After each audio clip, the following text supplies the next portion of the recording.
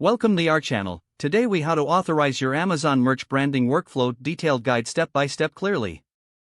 To authorize your Amazon merch branding workflow, start by logging into your Amazon merch account. Navigate to the settings section of your account dashboard.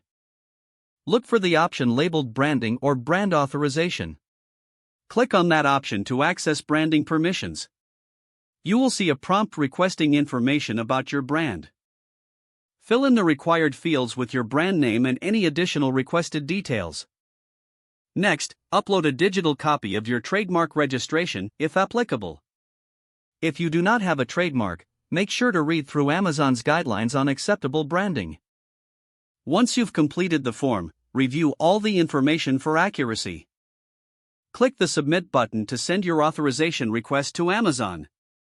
Wait for an email confirmation regarding the status of your submission. Check your email regularly to find updates from Amazon. If your request is approved, you will receive further instructions about setting up your branding. In case of denial, carefully read the feedback provided by Amazon. Make necessary adjustments to your submission based on the guidance received. Resubmit your request for authorization once the corrections have been made. Upon successful authorization, you will gain access to additional branding features. Now, you can start creating products under your authorized brand. If the page does not load, refresh the browser or try again in a private or incognito window.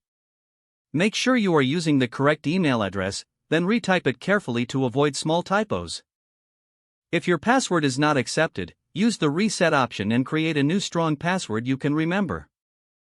Check your spam folder for verification or security emails, then complete any requested confirmation steps.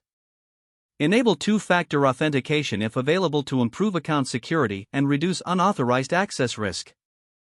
After signing in, review your profile details so your contact information and settings. If you see an error message, note it down and try again after restarting your device and internet connection.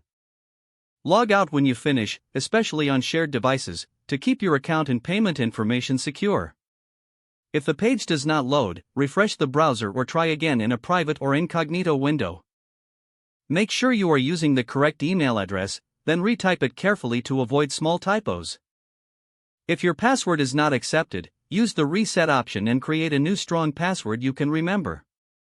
Don't forget to like this video and subscribe to our channel for more step-by-step tech guides.